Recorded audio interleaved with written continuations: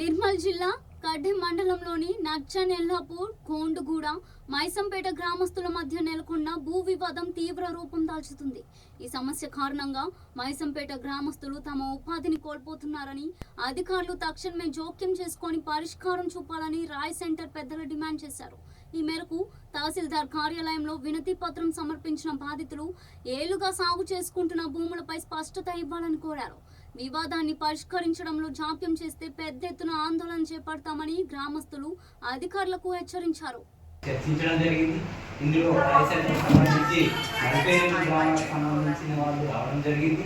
నిర్మల్ జిల్లాలో 24 రాయసెంటర్లకు సంబంధించి సాగునీరు కానివ్వండి, దానికి సంబంధించిన కమిటీకి సంబంధించిన మెంబర్స్ కానివ్వండి, అందరూ కూడా వచ్చారు. దానిపైన నిర్ణయం అనేది తీసుకోవడం జరిగింది. ఏ నిర్ణయం తీసుకోవడం జరిగిందంటే, వీళ్ళు ఈ ఊరికి ఆ ఊరికి మధ్య మనకు ఓన్లీ సందర్భంగా మన బోర్డు కమ్యూనిటీలో ఒక కార్యక్రమం అనేది చేస్తారు.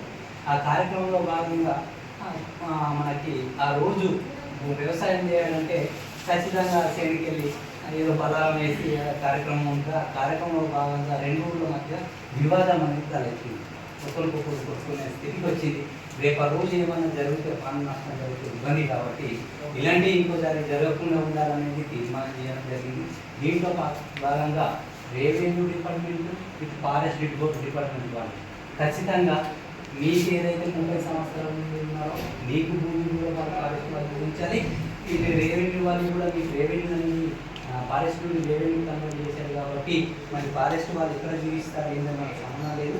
అదే లొకేషన్లో మీకు వాళ్ళకు సమాన న్యాయం జరగాలనే ఉద్దేశంతో నేను తీర్మానం చేయడం జరిగింది. ఒకవేళ ఈ తీర్మానం పరంగా తొందరగా పరిష్కరించకపోతే ఆదివాసీ సంఘాలు కానివ్వండి, అన్ని సంఘాలు కలిసి పెద్ద ఎత్తున భారీ ఎత్తున పోరాటం చేయడానికి దిగుదాం అనేది నిన్న రాయ్ సెంటర్ వ్యవస్థలో చర్చించడం జరిగింది.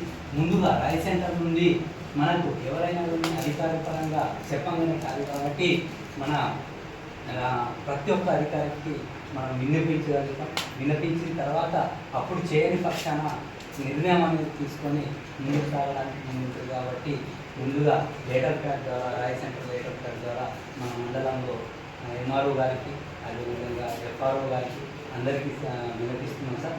దీంట్లో భాగంగా మాకు ఒక టైం పీరియడ్లకు కేటాయించుకొని తొందరగా చేయగలరని మా యొక్క మనవి సార్. అందుకోసం